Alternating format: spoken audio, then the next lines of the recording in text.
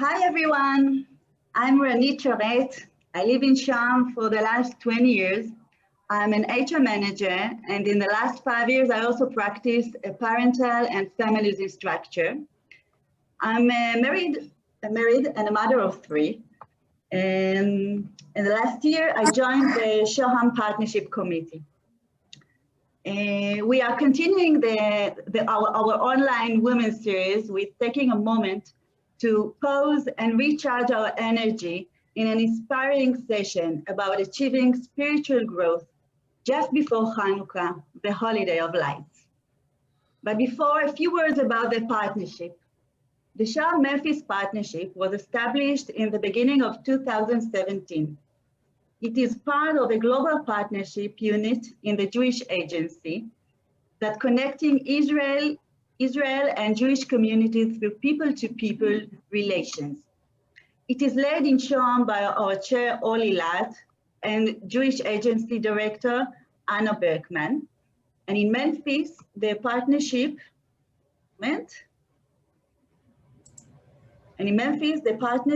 is operated by Memphis Jewish Federation, led by Federation staff Bluma Zuckerbrot-Finkelstein, and committed lay leaders chaired by Scott Nodowich. To our partnership, various activities such as school twinning, teacher trainings, artists in residence programs, incoming and outgoing delegations, and community visits. We are creating an ever-growing network of support, friendship, and mutual learning experience, also and especially today in these times of global uncertainty. Today, we will hear Chaya Lester. Just a moment.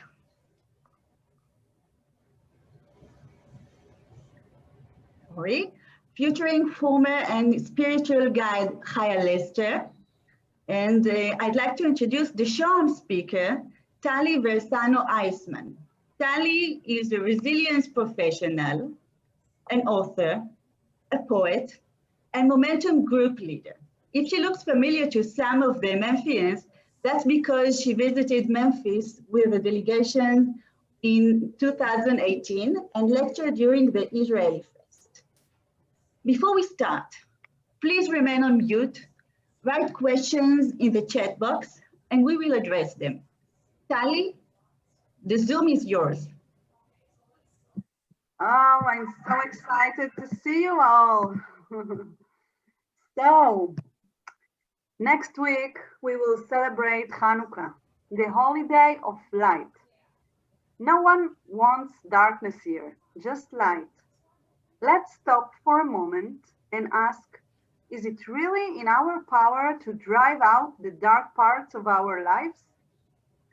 I want to tell you about my nephew, Oren, who was 4 years old when he received a sword that would light up and shine in the dark. He turned off the light and drove about its bright colors.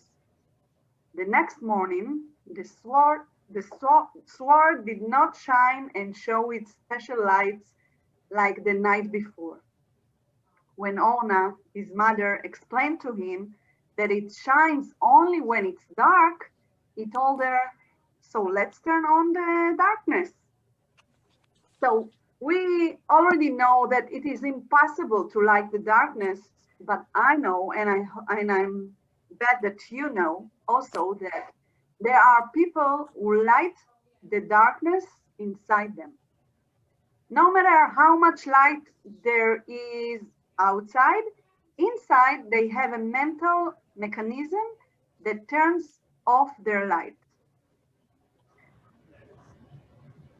They do this mostly through their own thoughts. We all think negative thoughts because it's a part of our nature, a part of our survival mode. When we were hunters millions of years ago, we had to think that the noise behind the bush was a tiger wanting to devour us, because the cost of being wrong could be the loss of our life. That is why we are all still accustomed to walking this path of negative thoughts. But it's not just a negative thing to have negative thoughts, right? In fact, research shows that there are more than 20 reasons why people think negative thoughts. I'm sure you know most of them. We all sin in them. I will give some examples. If you feel related to what I say, please raise your hand. And with our application, it will be interesting to see what you related to. So, for example, if I won't worry, I won't be ready for what is about to happen. Who feel related to this sentence? Please. Again, sorry. If I won't worry, I won't be ready for what is about to happen. Okay. If I won't worry, I am not responsible. Right? What a matter of if I won't worry. If I think positive, bad things will happen to me. Refer to evil eye, right? I should lower my expectations so that I will not disappoint myself and other people as well. Anyone related to these sentences? Yeah, I can see. Yeah. All right.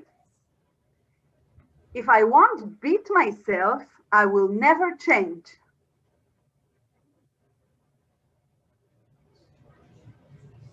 I should keep thinking about the problem so I feel I am managing it in a certain way. So, thank you for cooperate with me. I want to ask you, can we control our thoughts? What do you say? Can we control our thoughts? Yes. Rinat says, Who says yes? Leslie? Leslie. Fargotstein. Leslie. Hey, hi. We can see you. Yeah. So, Leslie, do you think we can control our thoughts? And I see that also Onid Golan think that. And also Doit, yeah?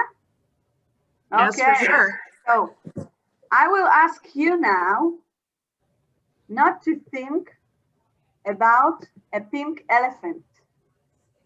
Okay? For the next 30 seconds, I'm asking you not to think about a pink elephant. Do not think about pink elephant. Do not think of pink elephant. Who thought of pink elephant? Dorit? Yes. I can control my thoughts, Tali. Yeah, I'm sure. All the rest are liars. So it's difficult not to, right? We have no control over the thoughts that come to our head, just as there is no control over the fact that unexpected guest comes to visit and knock on my door. I don't have control about it. What then do we have control over? If we stay in the metaphor of the unexpected guest, we can peek in the eye hole, of the door and decide whether to let the guest in or not. We already know this guest and did not really enjoy his company last time. So when he knocks hard this time, we decide not to let him in. Let him knock and knock as much as he wants. He stays outside. It's not easy. Imagine endless knocks on the door. It can drive you crazy, right? But if we treat the knock as noise, in the end, we will no longer notice that there are knocks, or we will learn to live with the noise of knocking. Just as we learn to live with the noise of cars driving on the road, the noise of the air conditioner, and the footsteps of the neighbor upstairs. So sometimes there is room for bad thoughts. Bad thoughts actually can alert us when danger is around and make us take action. For example, if my troubling thought is that I will fail on the next test, then it's like a bell ringing in my head telling me to get up and study. But there are thoughts and worries that we can't do anything about them. Like the thought that if something bad happens to someone I love, the cost of keeping these concerns in mind is high, and our attention is shifted.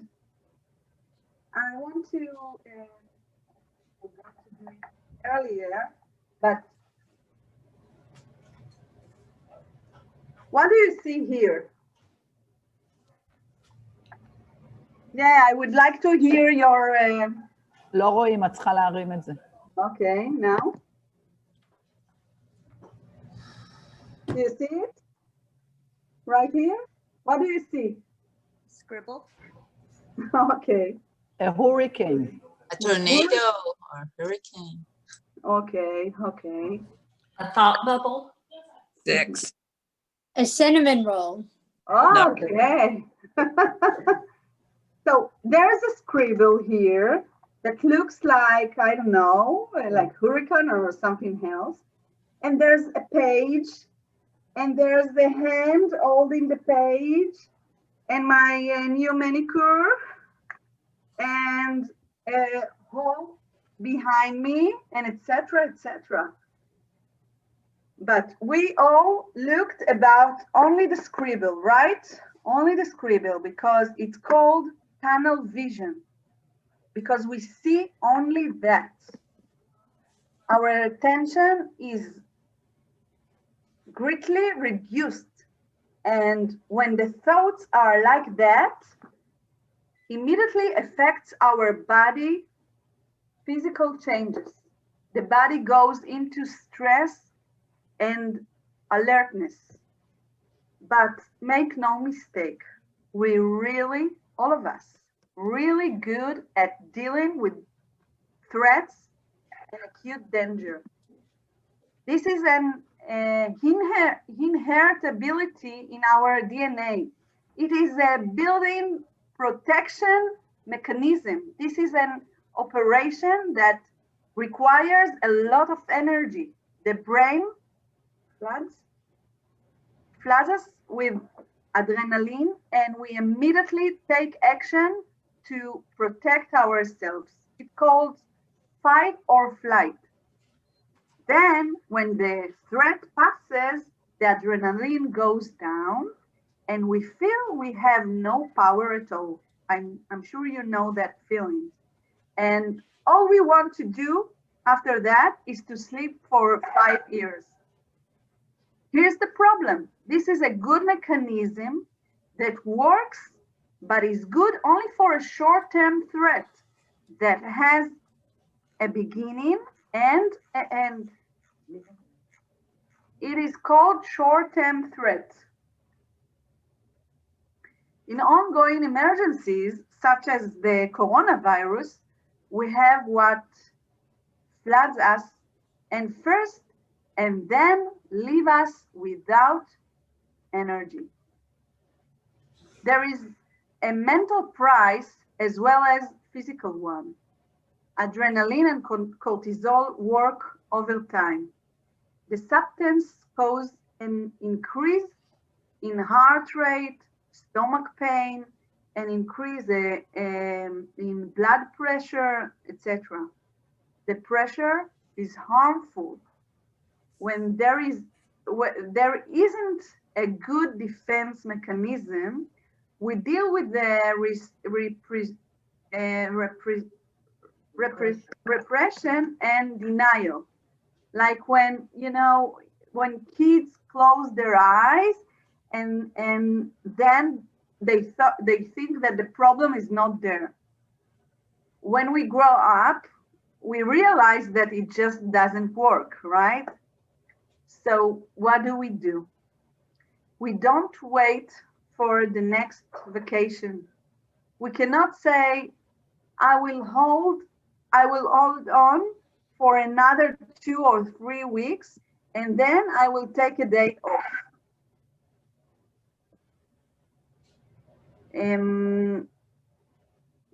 We need to take a vacation during the day, every day. No need for hot tub or massage. We need a few moments where we meet ourselves. It can be a short walk or listening to a good podcast, a coffee with a girlfriend or a good bath, little things in our day. Let's do a moment of exercise. Please be with me. I'll ask you to hold your hand up in the air like this. Can you see my hand? Tali, can I stop you just for a second, please? Sure. One of our friends from Memphis is trying to get in, Wendy, and I try and send her the link that Rinat sent me, but she can't open it for some reason. It's Wendy Lipin, so maybe she can't see it in the the Facebook thing. If you can help her, if not, I sent her what I can, but it's in Hebrew, and I tried to explain to her how to go in. She just wants to get in, and she wrote to me personally. I will send you privately, okay? Meule. Sorry, thank you, bye. Okay. So let's do a moment of exercise. I'll ask you to hold your hand up in the air like this. Yeah, you can see my hand. Yeah, everyone, it's sport time.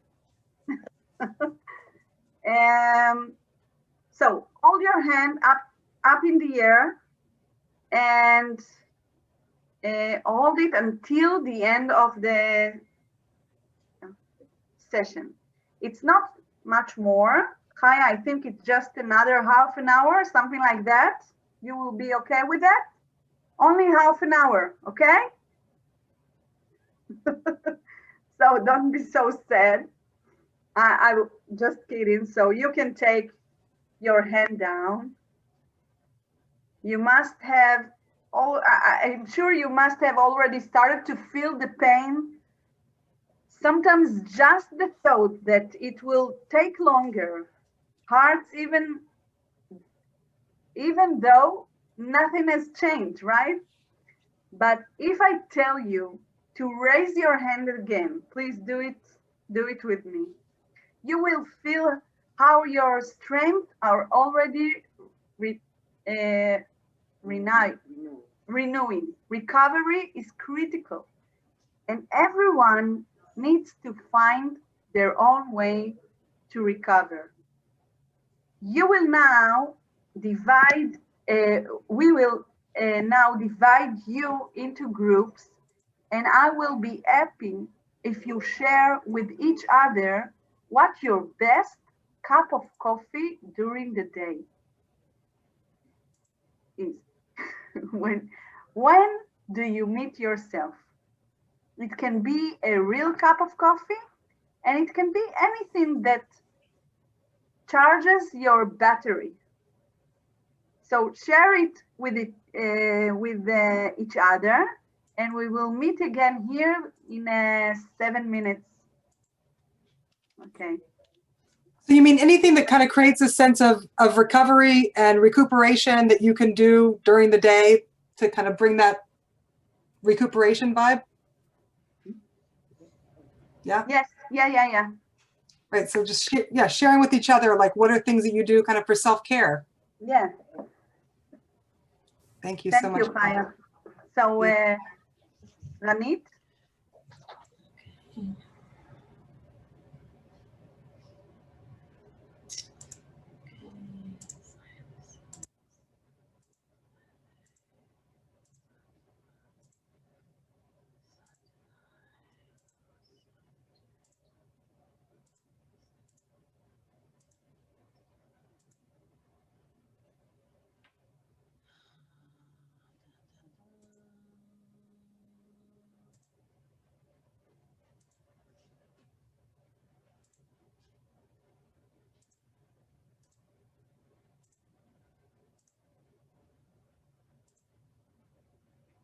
מיכל, שמע כוס הקפה הטובה. This is our room? Yeah.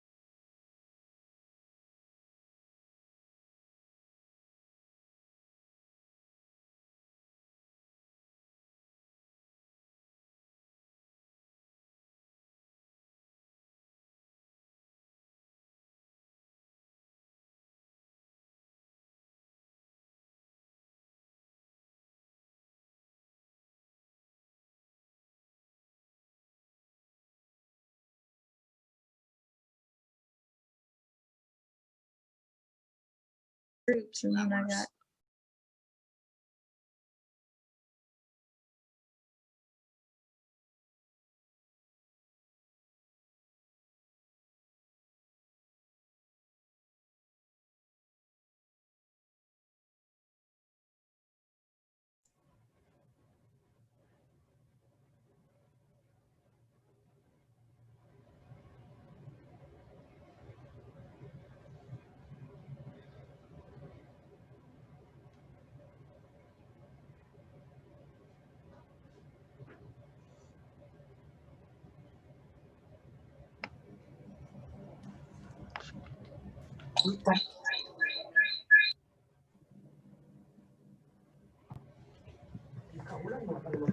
Yes. So I'm sure you learn a lot of different kinds of cups of coffee. In my group, it was very interesting. So I would say that, you know, in Hanukkah, we were told there was a little bit more oil than expected in the oil jug, but maybe instead of pouring it into our thoughts and increasing them like bonfire oil, we will save the oil to bring more light. So happy Hanukkah for all. Thank you very much. Thank you. Thank you very much. תודה רבה. It was great.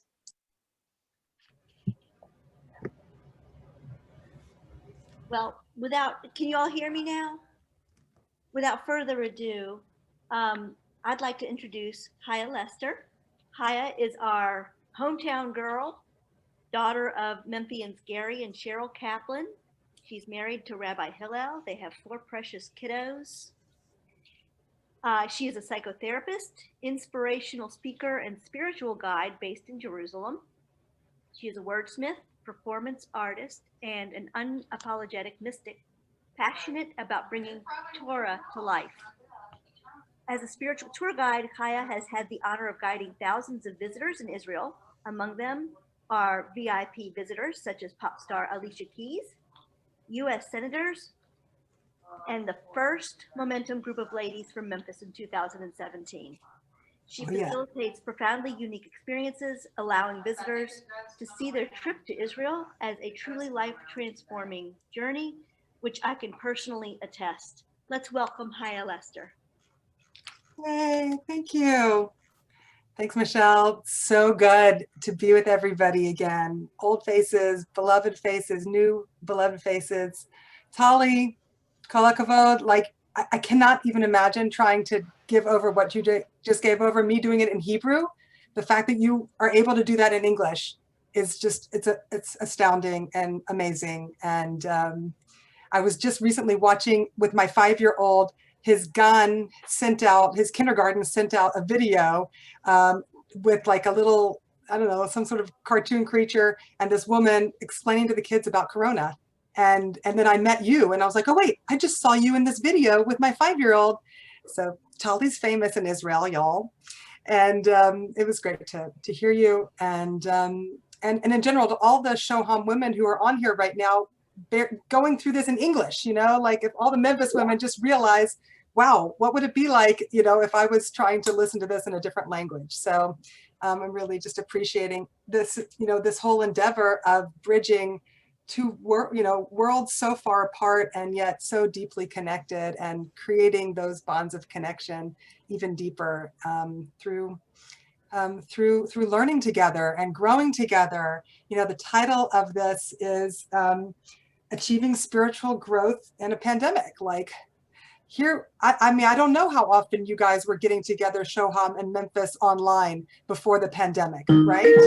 But sorry, here we are all getting together. There are gifts that are coming through this. So, you know, that's going to be part of where I want to go today, is kind of taking a moment to connect with our souls and trying to get a spiritual hold on what we're all going through right now, and trying to find and mine the riches that are available to us right now in this time. You know, so for those of you who I don't know, so I'm not, you know, I wasn't always just, you know, Chaya, the ortho goddess that you see today. Not always the case. I used to just be Carrie Renee Kaplan in Memphis, Tennessee. And, you know, White Station High School, y'all. Anybody else White Station? Spartans? Okay. So I was cheerleader and homecoming queen. And it's always so funny whenever I go back to Memphis, inevitably I'll like see somebody at Target from high school and they'll be like, oh my God, Carrie Kaplan, what have you done with your hair? Oh my God, I'm sweating like a hooker in church and you've got 3 scars wrapped around your head, girl. What? You don't go by Carrie, you go by Chaya, Chia, Kate, what? Kaya? Oh, just like Chaya. Wow. Well, this is freaking me out, right? So that's what I always get when I go to Memphis. It's like, wait, who are you? You're not Carrie anymore? And yeah, so it's the same thing that drew me to all my craziness in high school is what drives me to these Jerusalem streets and being here in the land of Israel. And it's for me, it's a very natural transition. But you know, so much of like was said in my bio, like I am an unapologetic mystic. So forgive me if I'm just going to get like a little spirit. I feel like it's just unavoidable.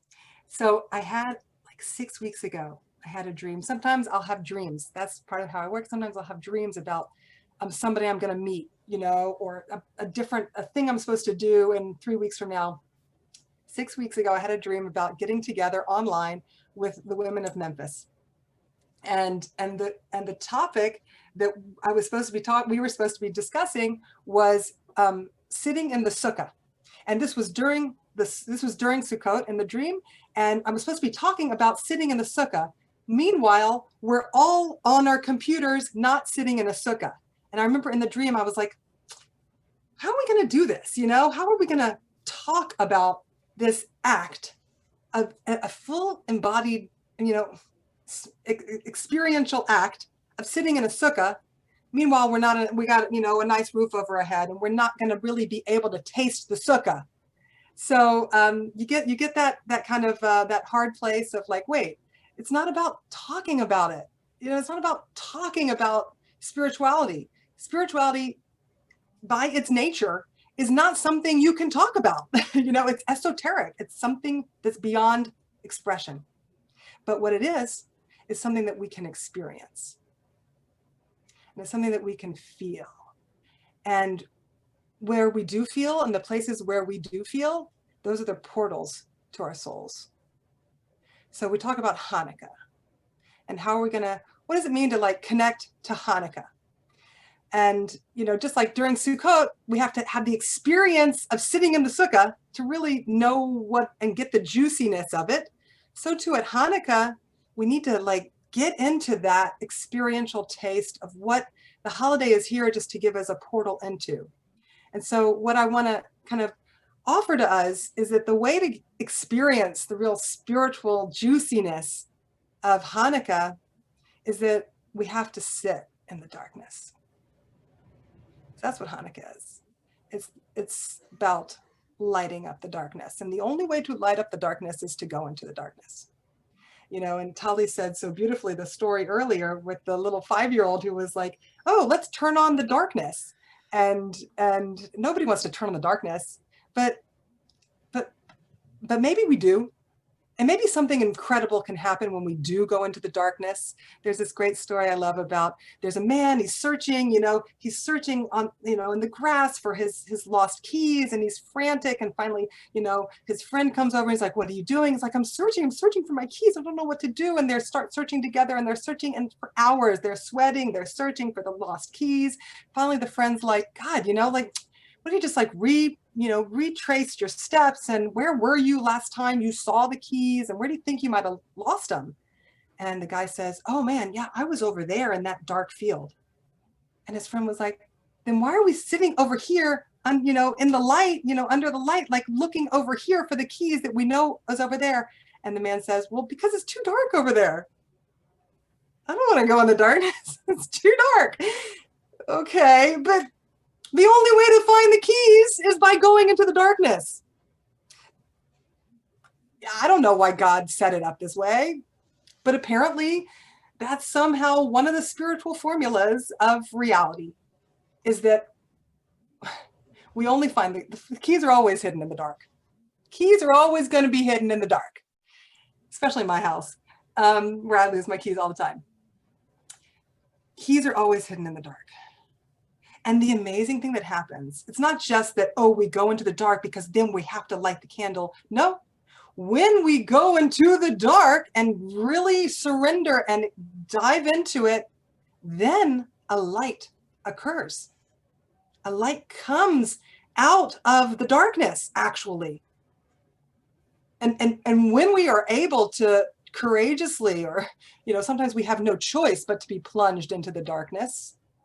But when we do, if we can somehow, hold on tight to some scrap of meaning and belief and hope and resilience, then light is bred there.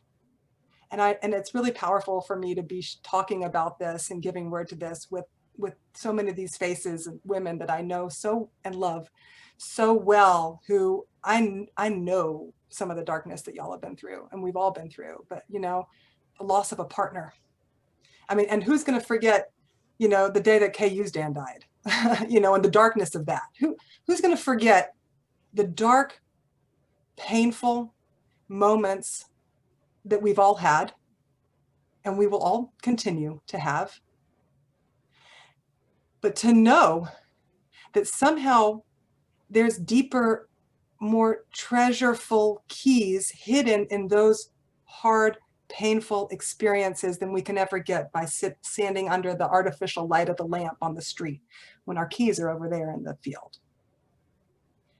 So, and we can talk I have so many beautiful Torahs I can share with you about this idea, and so much Jewish wisdom, treasure troves of Jewish wisdom about this idea. But I feel like even more important than all the ideas and words is for us to feel it somehow. So let's just, if it's okay, let's just take a moment and let's close our eyes, because that's really the easiest way to go to the dark is just when we close our eyes and we take our, go ahead and close. When we take our sense of reality and we turn down the lights and we close our eyes and we go inside. Wow. And we breathe. And we relax our bodies. And we just take a deep dive inside to insight. So different than external sight, and developing that sense within us of insight. And I want you to really feel relaxed, breathing. When it comes to spirituality, it's actually the simplest thing in the world. It just consists of breathing, closing your eyes, getting in touch with your breath. The word for breath in Hebrew is neshima, which is connected to the word neshama, which is soul. The minute you breathe, you're being spiritual. I know we're breathing all the time, but the minute we focus on it and bring our attention there, like Tali was talking about, where are we focusing our attention? Focusing our attention on our breath is just, it's the highway to the divine. So breathing now, and go ahead and imagine that you're sort of walking and you see these beautiful steps in front of you, and you feel really drawn to going down the steps, and they're warm and inviting, and you just start stepping down the stairs into a darker place. But it doesn't bother you that it's dark. In fact, you feel drawn into that darkness. And as you go down, you get in touch with something that maybe you've been avoiding feeling because it's scary. Maybe there's a fear, maybe there's a loss, maybe there's a pain that day to day you sort of, skim. But right now I want to invite you just gently to step into it in honor of Hanukkah. Okay? feeling into it, letting the feeling there, the emotion be present for you. Don't need to fear it. It's just part of you. And it's unknown, and it's dark. It's maybe unfamiliar, or maybe it's all too familiar. But you allow it in. And I want you to ask this darkness, this pain, this feeling in you. I want you to ask it a question like it was a friend of yours. So I want you to ask it, what's your gift? What's your light? What are you here to give me?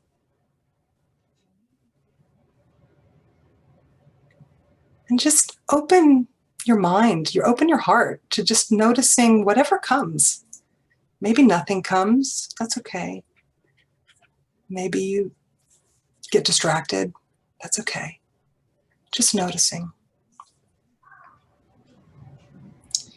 And just making a space to engage and to feel like maybe there's something to receive in this darkness. Maybe there's some key hidden here that I want to open myself up to a little bit more in this time period of Hanukkah, of a pandemic, of the depth of winter, the darkest months of the year. What are the gifts here?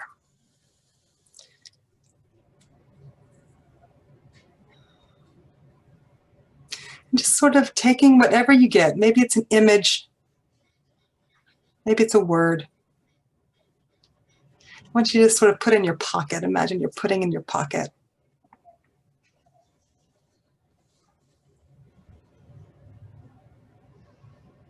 And you're holding it with you, and you're able to turn around and walk up those steps again. And back into your day-to-day. But with a heightened and deepened sense of, I'm not afraid of the dark. I'm not afraid. I don't have to be afraid.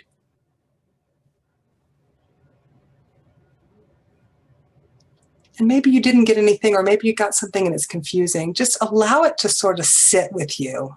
And it doesn't have to be clear yet. That's part of the engage in the darkness, is it's not clear. It's not science. It's symbolism and artistry and evocation, and it's a different creature than that which is seen in the sunlight. But it has so much wisdom and depth and experience and grit. You know, those of us who have been through, those of you who have been through sickness, God, you know, think about the wisdom you gained from that. We don't want it, and we don't want to have to get our wisdom that way, but just holding the gifts, you know, of this time period, the challenges, trying to have an eye out for what are the gifts I've gotten from it. The subtle, quiet gifts of depth and humility. Just really gathering those together and honoring those. And if you want, you can open your eyes again when you're ready. You could keep them closed.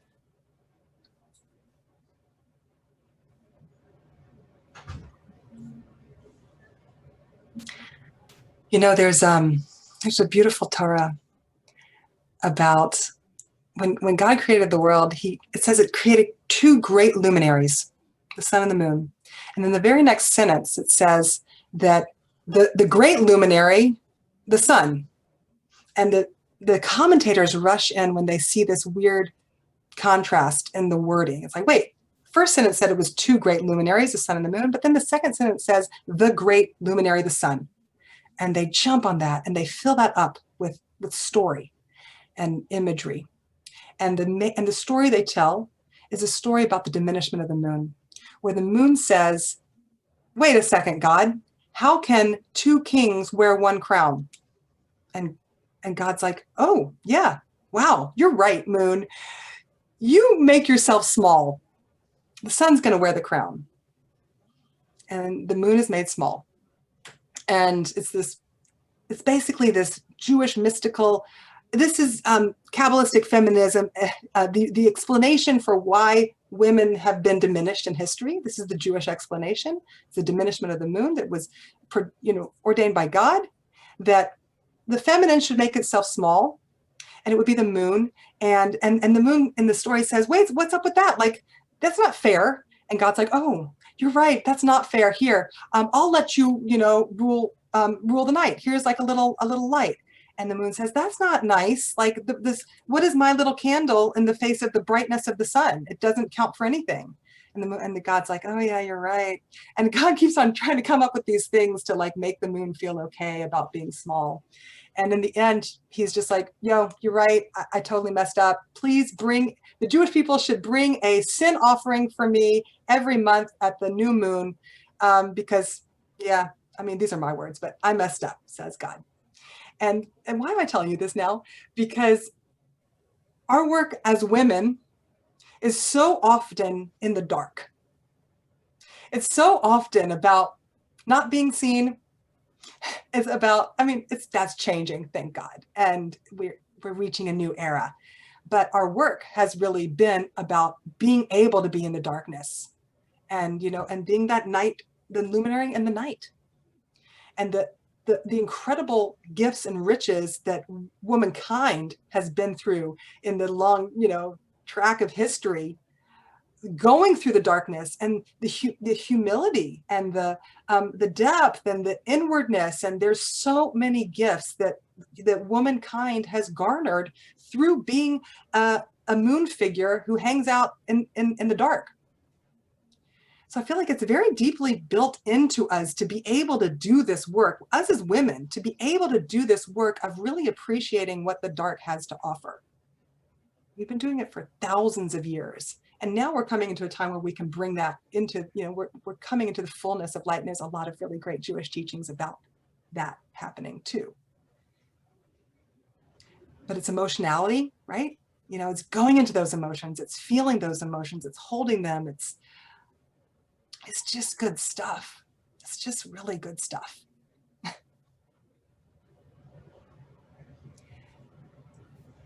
There's another little quick story where there's these two Rebbes, Reb Elimelech of Lezhensk and his brother Zusha. And there's all these Hasidic tales about them. And imagine the 1700s, and they're running around Poland, and they're trying to teach Torah to people in their little shtetls, poor guys, and they get thrown into jail for teaching Torah. And they're in jail, and Zusha wakes up and he starts crying because he's like, oh my God, I'm not going to be able to pray. Because why? Because in the middle of the jail cell with all these like horrible, like, Polish, like other thieves and whatnot, in the middle of their jail cell is a pot. Everybody uses the pot. It's the pail in the middle. Smelly, right? And one of the rules is that you're not supposed to pray in a place that smells. And so, oh my gosh, Zusha says, I can't pray here. And I'm so distraught. Zusha's crying. And Elimelech says, no, don't cry. Because why are you crying? You're crying because you're not being able to do what God wants you to do. But you know what God wants you to do right now? God wants you to not pray because there's a pot in the middle making it stink. So you're actually following what God wants you to do by not praying. Just as good as praying, not praying. Mazel tov. And Zusha's like, you're right. Thank God for the pot. I am serving God by not praying. And Zusha and Elimelech get up with joy and glee, and they start dancing around the pot in the middle with like so much fire that all of the other Polish peasants and thieves jump up and grab hands, and they all go in a circle dance and song around the pot in the middle of the prison cell. And sure enough, of course, like the warden comes in and he's like, what is this? What is going on? Why are you guys up and dancing around? And one of the guys is like, I don't know. All I know is it has something to do with them being all excited about the smelly pot in the middle of the prison cell. And the warden's like, I'll show them. And he comes and he takes the pot and he takes it out. And then Zusha's like, oh, I can daven mincha now. And he's all happy now because he can daven. So good. Why am I telling this story? Because we're not able to do so many things we're used to doing, right? And we're like all bummed out that, oh my God, wait, I'm used to being able to get joy from going to my family at Thanksgiving or from being with my family. you know, tomorrow night we're starting a shutdown again in Israel. Nobody's going to be hanging out with Hanukkah parties. And that's what, wait, but that's how I connect to God and to others. And that's my joy, is having these parties and these things. True. But right now, the way to have joy is to not have those things. How do you have joy when you're not having those things? How can you find a way to connect and to know that for whatever reason, this is beyond our comprehension, something is right about what's happening right now? It's the way it needs to be. And the more that we can enter into that and celebrate the pot in the middle of the cell, you know, the more we'll be able to transition into the next phase already of, please God, you know, being free of all of this. But there are gifts that apparently God wants us to gain and to garner from all of this hardship that we've been going through. You know, we only have a few minutes, but I would love it. Does somebody want to have like a short little thing that you can just share about a gift that you're in touch with in the middle of this pandemic, that you can unmute yourself and you don't want to tell something long and complicated, just like a quickie? Somebody? I know somebody out there got one. Just unmute yourself. Yes, I am able to teach my grandson using Zoom from 2 hours away. It's amazing. We've never had a relationship like this, never before. Oh my God. Thank you, Wendy. Beautiful. Who's next? I have a question. Uh-huh. Hi from Memphis. You're so cute and you still say y'all. I love it. Yeah. Never will I get rid of y'all. Never. I'm Leslie Fargotstein. Okay, you guys, I don't know how to get myself on this video. Leslie, do you have something you want? Don't worry about the video. Do you want to say? Oh, no, I just was wondering, what was the question again? I'm so sorry. I'm just trying to do the technology. Is there something that you have gotten from this time period in the pandemic, some gift from the darkness? I have, and her name is Lisa Kaufman. She's going to kill me again. I've been going through really tough times because I'm at home a lot, and I have 3 sons, and they're all away. You've gotten a friend. What? Yeah, if you could boil that into, boom, I've gotten support. I've gotten friendship. I've gotten support, but I have also found that I'm alienating myself from my friends, and I don't know why. Yeah. Well, listen, so that is a bigger and a deep and important question to ponder. Thank you for stepping in and sharing. And I hope that just by coming in this call, you feel a little less alienated, Leslie. Thank you. I do. Thank you. You're beautiful. Thank you. Thank you.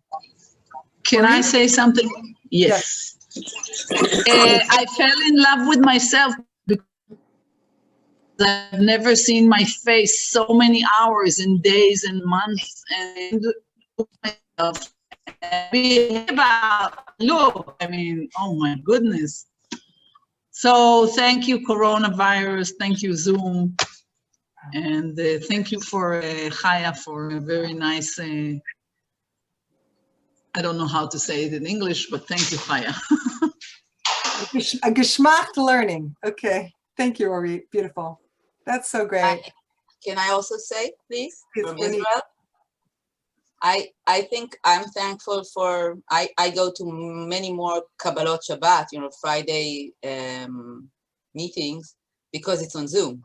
Usually I go by myself, I have a family, but they don't want to come with me. And I feel more connected to people. I don't know if to say to religion, but something that's holding us. And I think it's because of our Rabbi Rinat. She's the bunny of the Energizer bunny. And I get to see here now Haley and Wendy and Mimi that came to Israel it's like so many people that, it's just amazing to see you guys. And Jan, So it's, and of course the Israeli friends, Tali, I got to know from Memphis 2 years ago, and her friend, the English teacher, and also Dorit that cries all day. It's like I feel like it's friends. It's, no, we were in the same room together, Tali. So I feel it's like more connecting, even though we're in these days are not supposed to be meeting each other, we get to see more of each other. So it's sad to say that I'm thankful, but I think it hopefully we'll keep it up. I see a lot of light in it.